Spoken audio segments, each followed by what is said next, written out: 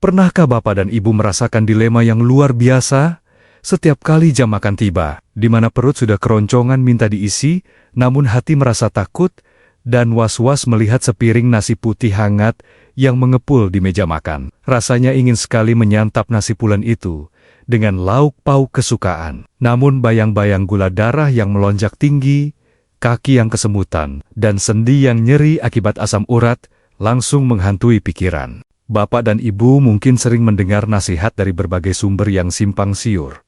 Ada yang bilang, nasi itu racun bagi lansia. Ada yang bilang tidak apa-apa asal sedikit, sehingga membuat Bapak dan Ibu bingung harus mengikuti yang mana. Seringkali, karena ketakutan yang berlebihan, Bapak dan Ibu memilih untuk menghindari nasi sama sekali, dan menggantinya dengan makanan lain yang belum tentu cocok di lidah atau di perut.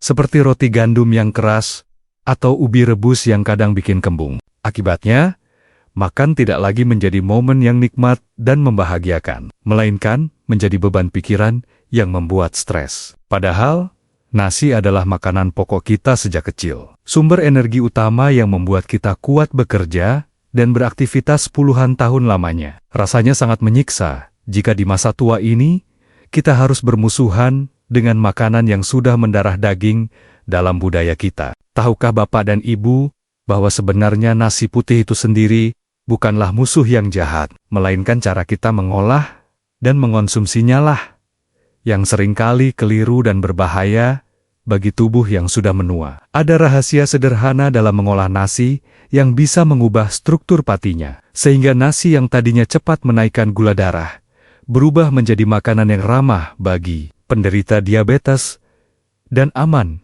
untuk asam urat. Rahasia ini sebenarnya sudah diterapkan oleh nenek moyang kita dulu, namun perlahan terlupakan karena gaya hidup modern yang serba instan dan cepat saji. Sebagai seorang dokter spesialis yang telah mendedikasikan lebih dari 10 tahun hidup saya untuk merawat kesehatan para lansia, saya seringkali merasa sedih melihat pasien yang datang dengan kondisi tubuh kurus kering dan lemas karena takut makan nasi. Mereka datang dengan wajah pucat, mata cekung, dan semangat hidup yang redup. Mengira bahwa dengan menahan lapar mereka akan sehat, padahal justru sebaliknya, tubuh mereka kekurangan energi untuk melawan penyakit. Saya, Dr. Irfan Ali, hadir di sini dengan niat tulus untuk meluruskan kesalahpahaman ini dan membagikan cara makan nasi yang cerdas, agar Bapak dan Ibu bisa kembali menikmati makan dengan tenang tanpa rasa bersalah. Assalamualaikum warahmatullahi wabarakatuh, salam sejahtera, dan selamat datang kembali di rumah sehat kita bersama channel Sobat Sehat Penyakit Dalam. Saya sangat bersyukur kepada Tuhan Yang Maha Esa karena kita masih diberikan nikmat sehat dan kesempatan untuk terus belajar memperbaiki kualitas hidup di usia senja ini. Kehadiran Bapak dan Ibu di sini adalah bukti nyata bahwa semangat untuk hidup sehat, mandiri, dan bebas dari rasa takut akan makanan masih menyala terang di dalam hati Bapak dan Ibu sekalian. Sebelum saya membongkar rahasia, cara memasak, dan memakan nasi yang bisa bikin gula darah anjlok dan asam urat kabur, saya memohon dengan sangat hormat dan rendah hati agar Bapak dan Ibu menekan tombol subscribe yang berwarna merah itu sekarang juga. Anggaplah tombol subscribe itu sebagai tanda pendaftaran Bapak dan Ibu di komunitas lansia sehat ini. Gratis selamanya tanpa biaya sepeser pun, namun ilmunya insya Allah bisa menyelamatkan masa tua Bapak dan Ibu dari penderitaan penyakit kronis. Dengan menekan subscribe, Bapak dan Ibu memastikan diri untuk selalu terhubung dengan saya dan mendapatkan tips kesehatan terpercaya yang bisa langsung dipraktikkan di dapur rumah masing-masing. Saya juga ingin mengajak Bapak dan Ibu untuk membangun niat yang kuat hari ini dengan menuliskan kalimat afirmasi positif di kolom komentar di bawah video ini. Silakan tuliskan nama, asal kota, dan kalimat saya siap makan enak dan sehat tanpa rasa takut, agar menjadi doa bersama yang diamini oleh ribuan penonton lainnya di seluruh penjuru Indonesia. Saya akan menyempatkan diri untuk membaca satu persatu dan memberikan tanda hati pada komentar Bapak dan Ibu sebagai bentuk dukungan moral dan apresiasi saya atas semangat luar biasa yang Bapak dan Ibu tunjukkan hari ini. Mari kita mulai pembahasan penting ini dengan sebuah kisah nyata dari salah satu pasien saya yang bernama Ibu Suciati. Seorang nenek berusia 68 tahun yang sangat gemar memasak untuk keluarganya. Ibu Suciati didiagnosis menderita diabetes tipe 2 sejak 5 tahun lalu. Dan sejak saat itu, hidupnya berubah menjadi penuh pantangan dan ketakutan. Beliau sangat menyukai nasi hangat yang baru matang dari Magic Camp. Namun setiap kali makan nasi, gula darahnya langsung melonjak di atas 200, membuatnya lemas dan sering buang air kecil di malam hari. Ibu Suciati datang ke tempat praktik saya dengan wajah yang murung. Beliau bercerita bahwa beliau sudah mencoba mengganti nasi dengan kentang atau jagung, tapi rasanya tidak kenyang dan perutnya malah sering begah. Beliau merasa tersiksa karena tidak bisa menikmati makanan kesukaannya lagi, dan berat badannya terus turun drastis karena kurang asupan karbohidrat. Kata-kata beliau sungguh menyentuh hati saya.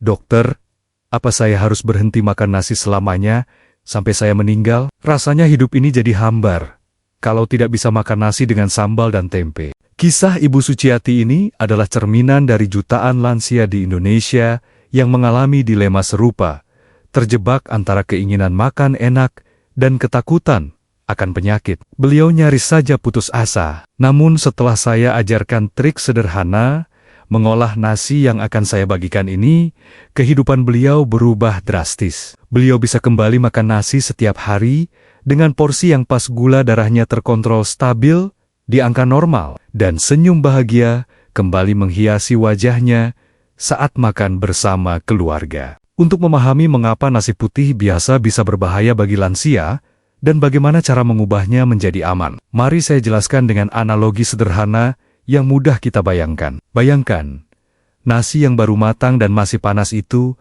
seperti spons yang pori-porinya terbuka lebar dan sangat mudah menyerap air. Ketika nasi panas masuk ke dalam lambung, ia sangat mudah dicerna dan diubah menjadi gula glukosa yang kemudian langsung diserap oleh darah seperti air bah yang membanjiri sungai. Banjir gula yang tiba-tiba ini akan memaksa pankreas bekerja keras, memompa insulin untuk menurunkannya. Dan jika ini terjadi terus-menerus setiap hari, pankreas akan kelelahan dan rusak, menyebabkan diabetes. Namun, jika nasi tersebut kita perlakukan dengan cara khusus, struktur patinya akan berubah menjadi seperti plastik yang alot dan sulit ditembus air enzim pencernaan. Pati yang berubah ini disebut pati resisten, yang sifatnya mirip serat. Ia tidak mudah dicerna di usus halus, sehingga tidak menyebabkan lonjakan gula darah yang drastis, melainkan memberikan energi secara perlahan dan stabil. Lantas, apa saja sebenarnya kebiasaan makan nasi yang salah kaprah,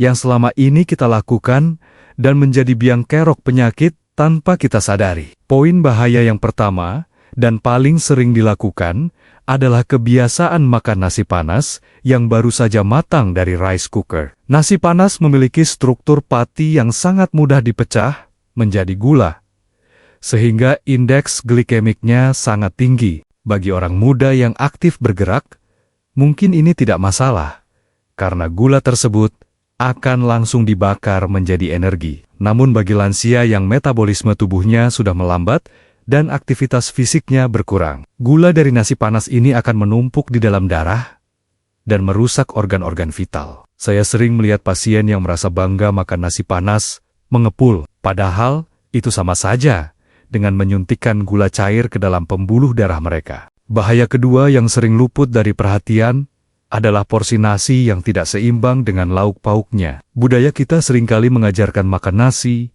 pakai lauk, yang artinya nasinya banyak menggunung, sedangkan lauknya hanya sedikit sebagai pelengkap rasa. Padahal, seharusnya konsepnya dibalik menjadi makan lauk pakai nasi, di mana sayuran dan protein menjadi porsi utama, sedangkan nasi hanya sebagai pelengkap karbohidrat. Tumpukan nasi yang banyak tanpa serat sayuran yang cukup akan membuat penyerapan gula menjadi sangat cepat. Serat dari sayuran berfungsi sebagai jaring yang menahan laju penyerapan gula di usus, sehingga gula darah naik secara perlahan dan tidak membebani pankreas. Kebiasaan makan nasi banyak dengan kuah santan Dan sedikit sayur inilah yang menjadi resep sempurna untuk mengundang diabetes dan kolesterol tinggi. Poin bahaya yang ketiga adalah waktu makan yang tidak teratur dan seringkali terlalu malam. Banyak lansia yang karena susah tidur, akhirnya makan nasi di jam 10 atau 11 malam karena merasa lapar. Makan karbohidrat berat di malam hari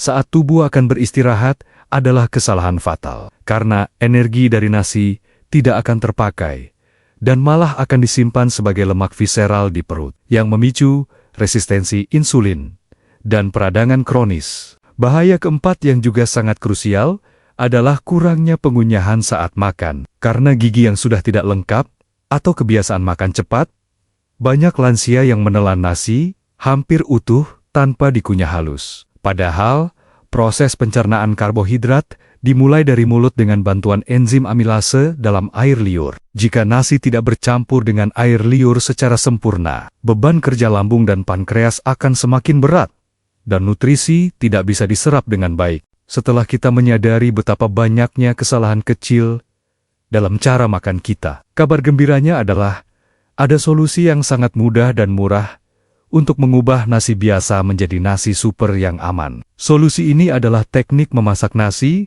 dengan tambahan lemak sehat dan proses pendinginan yang secara ilmiah terbukti dapat meningkatkan kadar pati resisten hingga 10 kali lipat. Cara ini sangat sederhana dan bisa dilakukan oleh siapa saja di dapur rumah masing-masing tanpa alat khusus. Resep nasi sehat ala dokter ini, kuncinya ada pada penggunaan minyak kelapa murni, VCO, atau minyak zaitun, dan suhu dingin. Lemak sehat dari minyak akan berikatan dengan pati dalam beras saat proses memasak, mengubah strukturnya menjadi lebih kristalin dan sulit ditembus enzim pencernaan. Kemudian, proses pendinginan akan memadatkan struktur kristal tersebut, menjadikannya pati resisten yang permanen, bahkan setelah dipanaskan kembali. Lantas, bagaimana langkah-langkah detail untuk memasak nasi sehat ini agar hasilnya sempurna dan enak dimakan? Langkah pertama, cuci beras seperti biasa sampai bersih,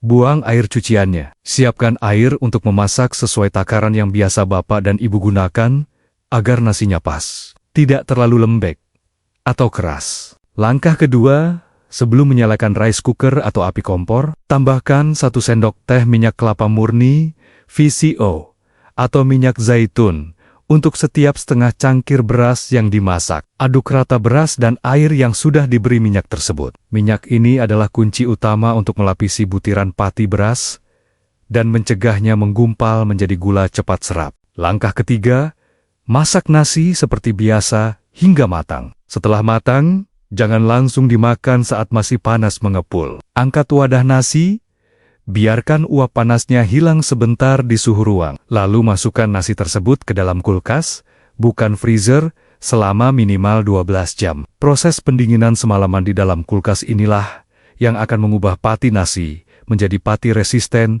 yang aman bagi gula darah. Langkah keempat, saat Bapak dan Ibu hendak makan keesokan harinya, ambil nasi secukupnya dari kulkas. Bapak dan Ibu boleh menghangatkannya kembali sebentar dengan dikukus atau dihangatkan di Magic Camp. Tidak perlu khawatir, karena pati resisten yang sudah terbentuk tidak akan rusak lagi oleh pemanasan ulang. Nasi ini akan memiliki tekstur yang sedikit lebih perah dan tidak terlalu lengket. Namun rasanya tetap enak dan yang terpenting sangat sehat. Saya menyarankan Bapak dan Ibu untuk mulai membiasakan memasak nasi di sore atau malam hari untuk dimakan keesokan harinya. Dengan cara ini, Bapak dan Ibu tidak hanya menghemat waktu di pagi hari, tetapi juga secara otomatis menyediakan nasi sehat, rendah gula, untuk diri sendiri dan keluarga. Lakukan perubahan kecil ini secara konsisten, dan lihatlah perubahan luar biasa yang akan terjadi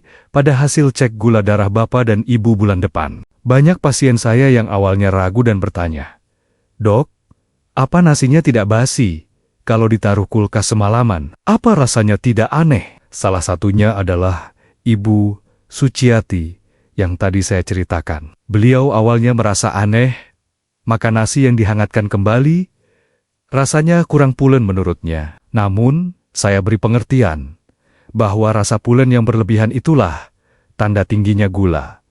Dan beliau harus membiasakan lidah dengan tekstur baru demi kesehatan. Keajaiban terjadi pada minggu kedua saat Ibu Suciati rutin memakan nasi pati resisten ini. Beliau merasakan tubuhnya lebih bertenaga dan tidak mudah mengantuk setelah makan siang, yang biasanya merupakan tanda lonjakan gula darah. Ketika beliau mengecek gula darahnya secara mandiri di rumah, angkanya stabil di kisaran 120 hingga 140, jauh lebih rendah dari biasanya yang selalu di atas 200. Selain menurunkan gula darah, nasi pati resisten ini juga memberikan bonus manfaat kesehatan lain yang luar biasa bagi tubuh lansia. Manfaat pertama adalah menurunkan risiko asam urat. Karena pati resisten membantu meningkatkan sensitivitas insulin yang erat. Kaitannya dengan pembuangan asam urat melalui ginjal. Insulin yang bekerja baik akan membantu ginjal mengeluarkan asam urat berlebih, sehingga nyeri sendi perlahan menghilang. Manfaat kedua adalah menyehatkan usus besar dan mencegah kanker usus.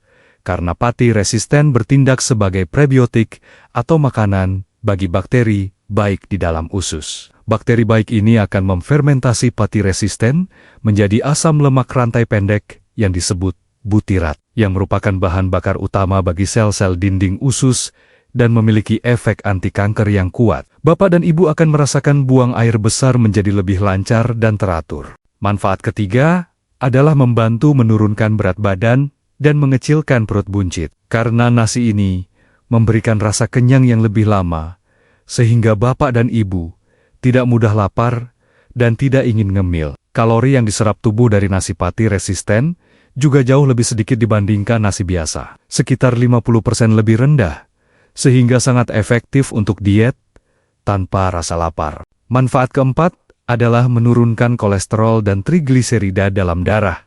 Karena butirat yang dihasilkan di usus juga berperan dalam metabolisme lemak di hati. Manfaat kelima adalah meningkatkan penyerapan mineral penting seperti kalsium dan magnesium yang sangat dibutuhkan lansia untuk menjaga kepadatan tulang dan mencegah osteoporosis. Jadi, satu piring nasi yang diolah dengan benar bisa menjadi obat bagi berbagai penyakit degeneratif. Namun, sebagai dokter yang bertanggung jawab, saya juga harus menyampaikan beberapa tanda peringatan dan kehati-hatian agar Bapak dan Ibu tetap aman. Peringatan pertama, jangan menyimpan nasi di suhu ruang terlalu lama, lebih dari 4 jam sebelum dimasukkan ke kulkas, karena bisa memicu pertumbuhan bakteri Bacillus cereus yang menyebabkan keracunan makanan. Segera masukkan ke kulkas setelah uap panasnya hilang. Peringatan kedua, jangan menyimpan nasi di kulkas lebih dari 24 jam, karena kualitas rasa dan teksturnya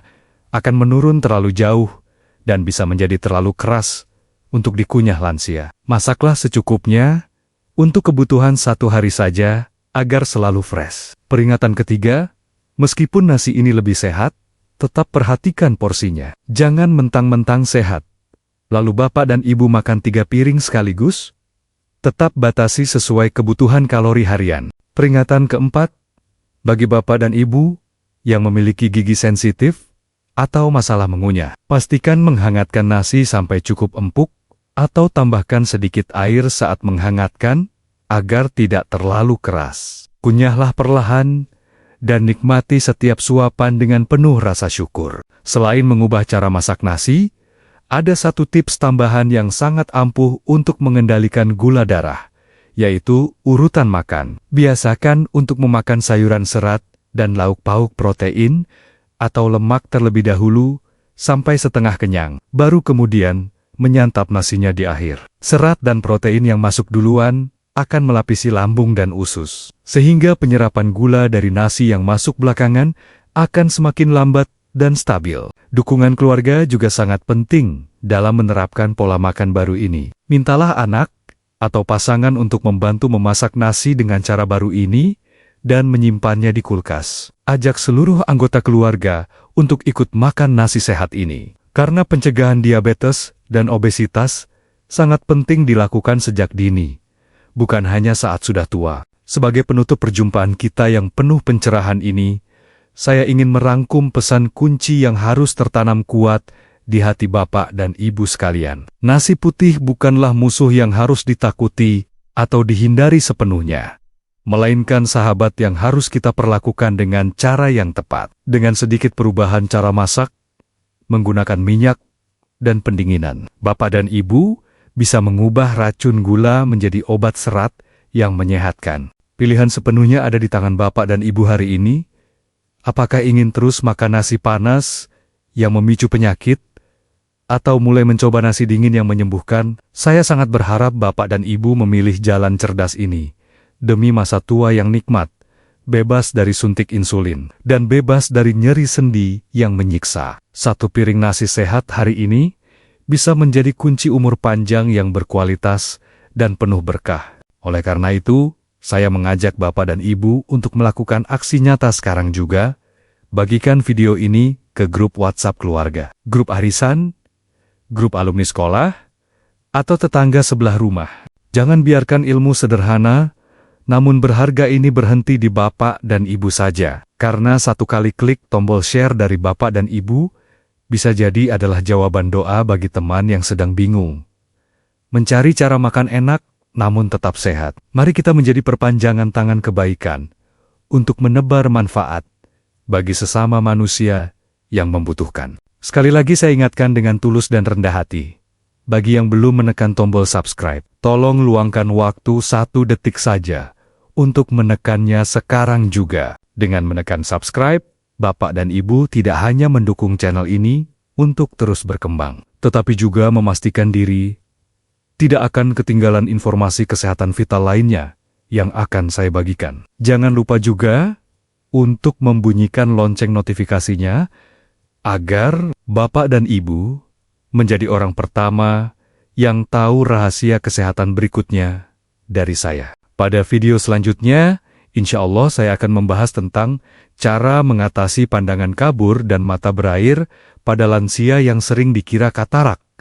Padahal hanya mata kering, hanya dengan senam mata dan kompres alami. Topik yang sangat penting dan pasti banyak ditunggu-tunggu oleh para lansia yang penglihatannya mulai menurun. Jadi pastikan Bapak dan Ibu sudah berlangganan agar tidak ketinggalan informasinya. Saya, Dr. Irfan Ali, selalu berdoa agar setiap Bapak dan Ibu yang menonton video ini diberikan kesembuhan, kekuatan, dan nikmat makan yang sehat barokah. Terima kasih yang tak terhingga atas perhatian, kepercayaan, dan waktu berharga yang telah Bapak dan Ibu luangkan untuk mendengarkan celoteh saya di channel kebanggaan kita. Sobat Sehat Penyakit Dalam, semoga apa yang saya sampaikan hari ini bisa menjadi ladang amal, jariah, dan jalan kesembuhan, serta pencerahan bagi kita semua. Akhir kata, masak nasimu dengan minyak, dinginkan di kulkas, dan nikmati hidup sehat